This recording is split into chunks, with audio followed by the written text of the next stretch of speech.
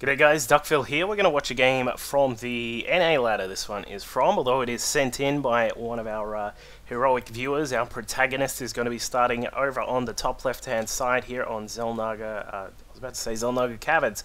It's Shakura's Plateau. This is KarmaXujhan, who I hope I'm pronouncing that right. He actually showed me how to pronounce it properly, and that's the best I can do. I'm sorry if I've messed that up. But that's how we're going to roll with it today. Hopefully I can use my the accent as an excuse as well. But this is going to be a PvP. We haven't actually seen too many PvPs as of late. I think the last one that I did was... Geez, I don't even remember the last one, but it's going to be a bit of fun. As you can see, it's a bit of a long replay. I hope you're all prepared for that. And yes, it is actually a PvP. As you can see, our blue Protoss over on the other side is McRib. If that's some sort of hamburger, I want one because it sounds awesome. You can imagine like a hamburger with like beef spare ribs or something like that, like barbecue ribs or something in a hamburger. That'd be insane, although it'd be a bit tough to bite into. Anyway, yeah, so this is actually a very long PvP. There's, from what I understand, I was just advised it's very long, and the Xujhan, they both play a fantastic game. So we'll see what happens. It looks as if we've got some good scouting here from Xujhan. It's always good to see when people are checking out these sort of corner areas here. It's a bit common to see gates, proxy gates from time to time, especially on ladder, of course. High-level games in competitions and that sort of thing, you don't see it very often. But in ladder games, always have a look down there for the odd the proxy gate. From time to time, you'll get the like a forge down there as well, and it can lead to all sorts of trouble. Make sure you're prepared for that sort of thing.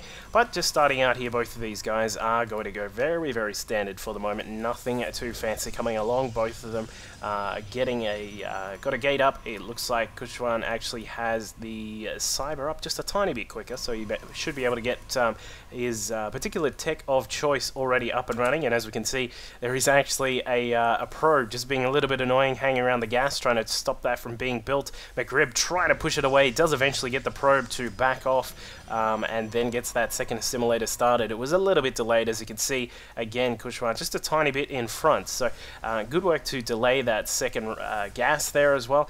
A little trick for those of you guys, like sometimes people will like when you get a probe inside your base, and if you're like if you were McRib and you wanted to protect the gas from being stolen, what you can do is put your probe down here, put it on hold position, so that Xujhan couldn't steal that. Now, if you are the person trying to steal, what you can do is jump into sort of this corner area here, so that your opponent's gas is in fog of war, and then actually put down the assimilator before you get to see what is over there, and it will actually force the probe off. Thank you to someone on Reddit. I can't remember who that was who pointed that out, but that is a very cute trick if you are into gas stealing. I don't actually do it too much myself, unless the opponent is very late with grabbing their gas, but I don't know, I just it is very annoying. It really sort of depends on how you follow it up. Of course, stealing a gas generally will provoke from time to time will provoke a foregate from the opponent that you've stolen the gas from. So you have to be prepared for that sort of thing. Obviously, if you go for a standard sort of opening that these days will generally consist of a sentry, you should be fine to deal with that, and you can get your own tech up a little bit quicker and then deal with that foregate a little bit easier.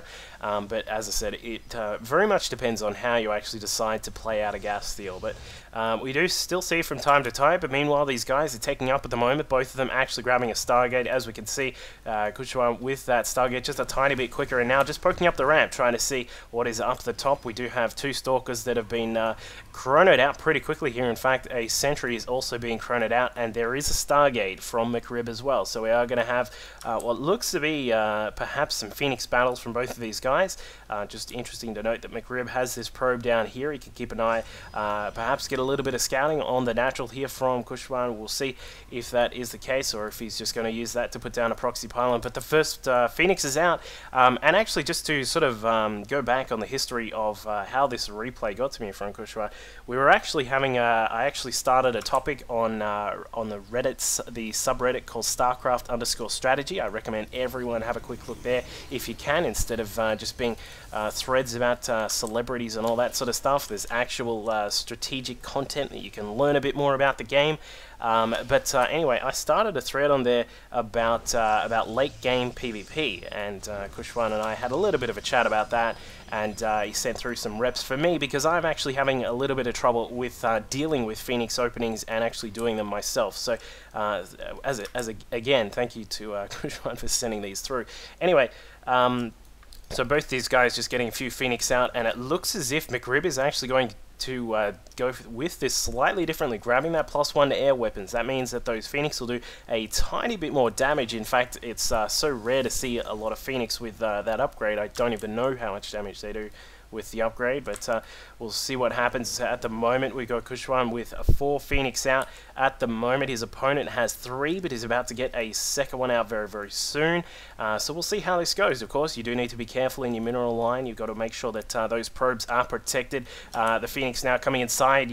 I think it's best try and grab the gas if you can. Delay your opponent's gas just a tiny bit, and then you can actually slow down their production just a tiny, tiny bit.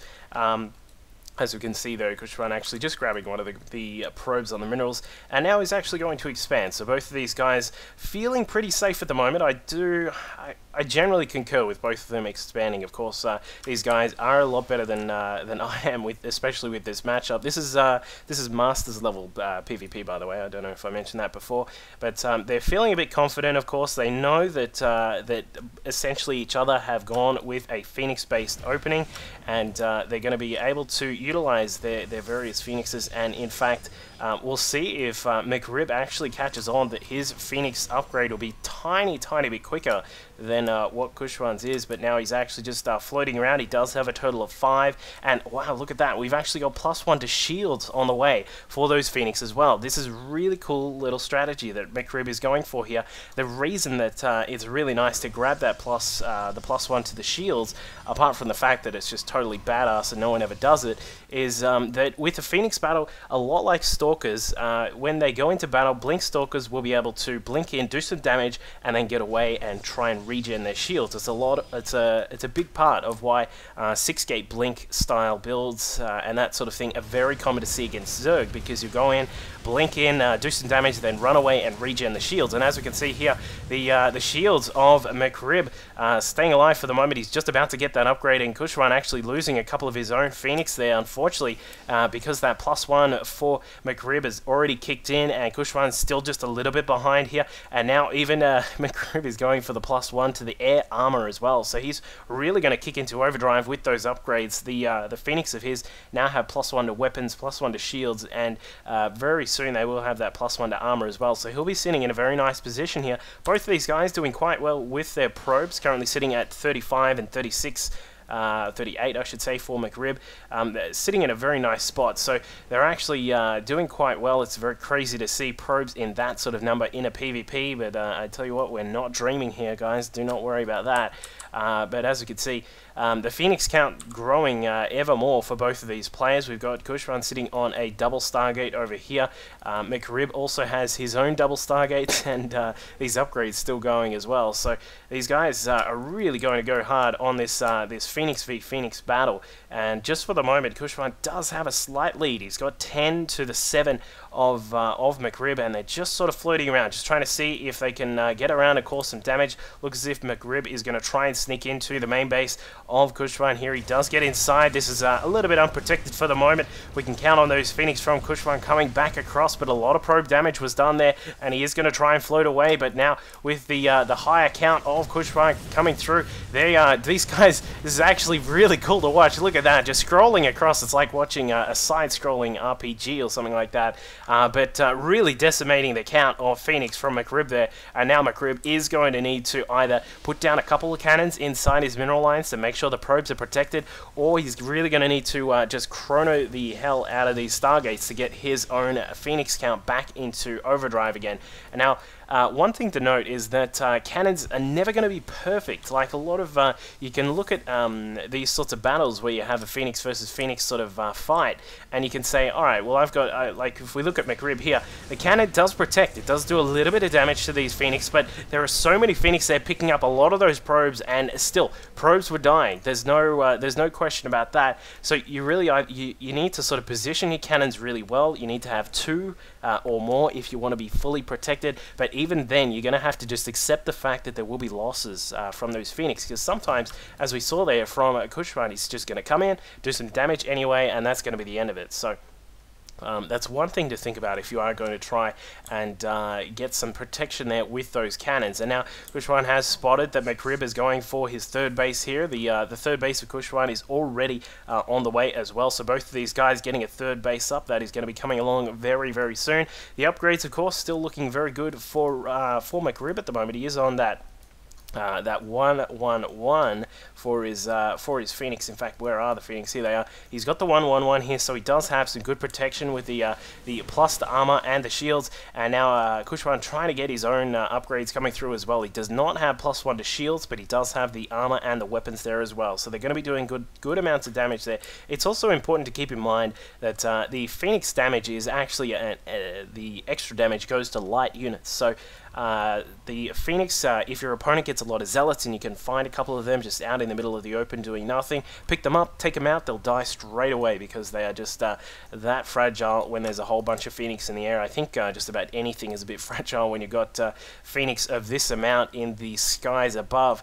But we can see now the KarmaXujhan starting to get a little bit more tech up. He's got Dark Shrine on the way, the Robotics Bay just completing now as well. We could see a couple of Colossi come out, perhaps some DTs as well, maybe going to switch into the Archons. It's sort of dependent on how he wants to proceed, but now another Phoenix attack coming across, some probes caught out in the open here, and a transfer of probes is going to go down. Look at all of these guys getting caught out, some of them jumping inside the assimilator trying to get to safety, but unless there's a bunker inside there, it's not going to be too safe. One cannon does complete, and a second one just behind the middle line as well, but once again, just not really getting too much safety there behind those cannons. And while that was going on, I believe we did have another attack over at KarmaXujhan's base with the Phoenix of McRib. I think a couple of kills were done over there. We can see that on the play picture-in-picture that I've just put up. But KarmaXujhan doing some good damage there, catching out some of those probes. He's going to try and have another look in here. Just looking at the probe count, we've got McRib sitting on 52 to the 56 of KarmaXujhan, so they're sitting quite nicely. Important to note that KarmaXujhan has done, I think he did this at the natural expansion as well, puts the probe straight into the gas first. Of course, a big part of any Protoss build is that gas. You're going to need a lot of gas to get these double Stargates pumping out. You need gas for those Colossi, and of course the venerable DTs, which cost a whole bunch of gas. So you've got to be really bringing in a lot of gas to make any sort of build as a Protoss work. And that's just really good to see that he's just put those probes straight into the assimilators there to get that gas coming through. Now, he is poking around just trying to see what he can find at the front door here. It looks as if the Phoenix counts have actually evened up, 22 versus 22.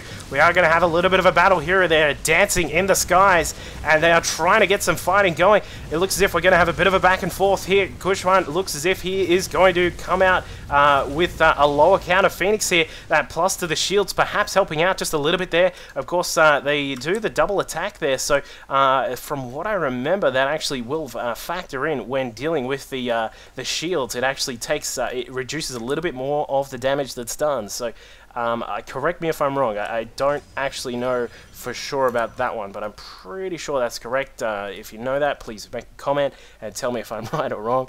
But good work there by McRib, catching out those Phoenix, having a very a lovely laser dance in the sky there, and chasing back KarmaXujhan and actually taking out quite a lot of his Phoenix here. We can see that the Phoenix count of KarmaXujhan is just starting to catch up now. That double Stargate being chronoed now. He's also getting a +2 to the ground weapon, I should say. Extended Thermal Lance, and a couple of Colossi are going to be out. So the Phoenix style openings are very interesting for PvP, purely for the fact that if you had a lot of them out when Colossi start to come out on the map, you can deal with those quite easily. So it's interesting to see if KarmaXujhan is going to try and deal with this big count of Phoenix from McRib, or if he's just going to just trying to push out there and keep those Colossi safe by getting the targeting on his own Phoenix just to save some of that. But we are now moving into a 4 base there for KarmaXujhan, and in fact for McRib as well. He's already got this base up and running quite nicely here. Got both of those gas again, just sort of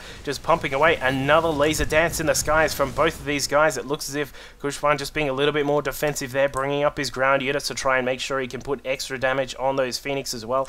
The unit counts for both of these players looking very interesting. We've got 14 Phoenix out for KarmaXujhan, and we can see that he does have a few Stalkers, 2 Colossi, an Archon, and a couple of Zealots as well. Meanwhile, this is really funny actually, because both of these guys basically have nothing on the ground.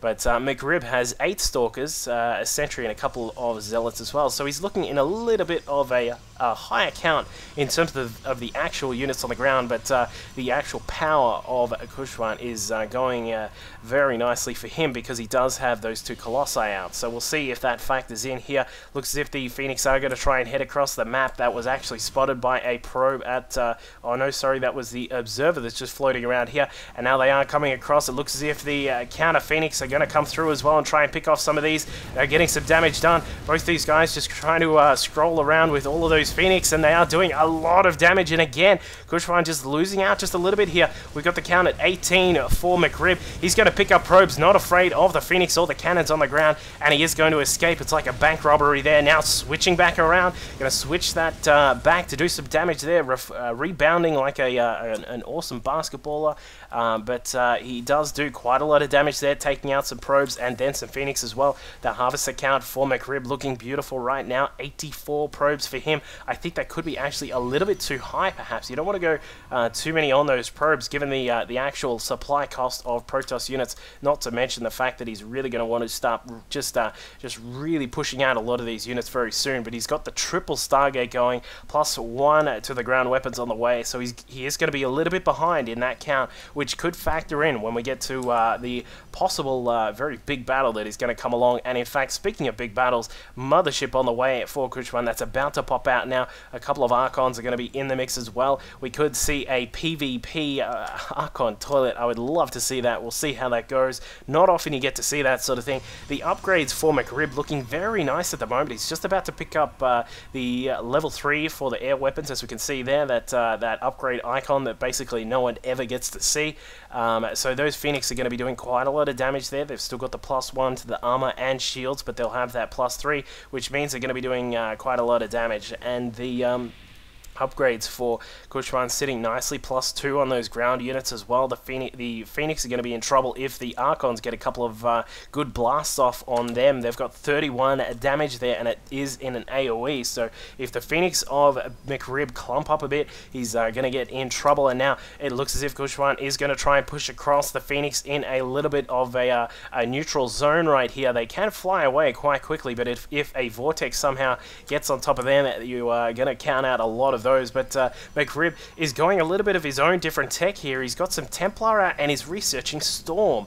Once again, just really changing the way this particular matchup normally plays, but also a Dark Shrine on the way, an Observer going to come through as well. He does have Triple Forge, so he's getting a lot of research going as well. But now we can see that KarmaXujhan is pushing across. A couple of Colossi going to help out with this battle. Not really too much on the ground, so I'm not sure if that's the best way to deal with this. But Archons on the ground, not able to be lifted up. These guys are huge fat. They need to go to Jenny Craig. The Phoenix can no longer pick them up. Not that you really saw Phoenix picking up Archons before that buff for them where they were switched to massive. But this is going to get a little bit crazy in just a second. It looks as if we are going to have a battle here. Templar do have Storm available. Storm going down, taking down some of these units here. A Vortex being cast there by the Mothership. A lot of the units now jumping inside. A couple of Phoenix still stuck outside, and it looks as if KarmaXujhan is going to have a mince Harassment. Keep an eye on the supply count up here. KarmaXujhan on 200 supply, basically. McRib on 169. Huge storms all over the place. The mothership going down to those Phoenix straight away. Colossi also gone. Both these guys actually sitting in a relatively even position, but look at that. All of those Zealots still on the ground, and the DTs as well now coming in, and they are going to be able to clean up everything on the ground. Looking great there from KarmaXujhan. He still does have a very nice count of units here. Looks as if a couple of DTs trying to warp in here from McRib. If he can get those inside, he should be able to clean up. There's no observer available for KarmaXujhan to try and detect those DTs, but he does have his own DTs, and interestingly, there is no detection for McRib as well. So looks as if this base will go down, and that means that this the fourth base down the bottom is also under threat as well. But the DTs from McRib are now cleaning up everything here. They're doing quite a lot of damage. A couple of Phoenix just floating across as well. Going to try and get some extra kills if they can. And now we can see that KarmaXujhan is on the retreat for the moment here. He has expanded down to a fifth base here as well. Not worrying about this gas, not too much. I think it was a little bit preoccupied with the battle micro there. But the DTs of McRib now pushing across. He's going to try and get as many kills as he can before he gets into a detection zone, either whether it be if this observer decides to finally get into the battle or not. But the splash damage of the Archons could prove to the detriment of those DTs, and in fact he is going to run away with those for the moment. I'm not actually sure if that's if he should be running away. He can still do a little bit of damage. In fact, he is going to try and come through here. This is almost turning into Liquid Tyler's Observer Phoenix DT build. That would be quite awesome if McRib does switch into that. He's still sitting on a decent bank at the moment. He's trying to get some more gateways up. We've got 7 building down the southern side of the map, of course. He's got his own fifth base going in this inner pocket here as well, and he's just trying to re-establish himself right now. Let's have a quick look at the upgrades. +3 to the ground weapons of KarmaXujhan, so he's sitting quite nicely there. Now looking to take out those rocks. They're going to go down straight away to all these Zealots and the Archons as well. Meanwhile, the upgrades for McRib, he's got +2 to shields. Very interesting to see that. +1 to armor as well on these ground units, and the Templar do have Storm. Meanwhile, the Phoenix that he does have left, I'm just trying to find them. Don't actually know where they are. Okay, here's one. Cool. He's got +1 on the armor. We've got the 2 shields as well, and the +3 to the air weapons as well. So he's going to sit in a very nice position. Just needs to not get caught out. This big mix of KarmaXujhan is sitting very, very nicely. We got Zealots on the ground with their pretty decent attack upgrades there. As you can see, they've also now got +1 to shields. I love that these guys are kicking into overdrive with those shields as well. Really helps out the Archons, and as we said, the Phoenix, if you can keep them away from a fight after they do some damage, they will do quite nicely as well. And the Observer now picked off, so we will see if KarmaXujhan is going to push across. I do think he has a little bit of a superior force right now. He does have 193 supply to the 155 of McRib. McRib consisting of a lot of Stalkers here. I'm not sure if that's the best move. Of course, Archons should be able to tear them up. The charge is also... No, that's not actually done for KarmaXujhan, so he's not going to be able to charge onto those onto the Stalkers. But here come the Templar. Some Storms in some good positions could help out here, but I don't think he's going to be able to. No, he does not actually get any Storms down. The Templar have been destroyed, and now with 3 Observers out, he's going to be able to catch any of those DTs that try and come in here. But in fact, all of those Observers were picked off a Vortex on the Stalkers, so those Stalkers are probably going to get absolutely smashed once they come out of this. The Archons, meanwhile, tearing up all of that base, and I think this could be the end of McRib here, just unfortunately falling down. A big switch there from KarmaXujhan, switching into that big ground force here, and a GG well played from McRib, and a GG from KarmaXujhan as well. The first mothership he's ever seen in a PvP.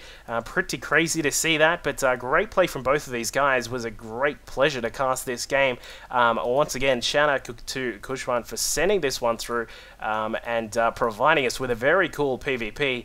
But bad luck to McRib. Unfortunately, while he did have a really decent air superiority at the start of the game, was just not able to capitalize on that later on when the ground forces really started to kick in. So hope you guys enjoyed that PvP. It was a lot of fun casting. If you want to see your own replays, make sure you send them on through. I do really love longer games like this one, and games with some interesting strategies. I don't mean cheese, I mean interesting, as in some fun builds. If you do that Tyler build, the DT Phoenix Observer, send it in. I will guarantee I can cast that thing, no matter how bad it is, no matter how good it is. It's a lot of fun to watch, especially to talk about as well. Anyway, hope you guys have some fun. I will catch you guys next time. Cheers.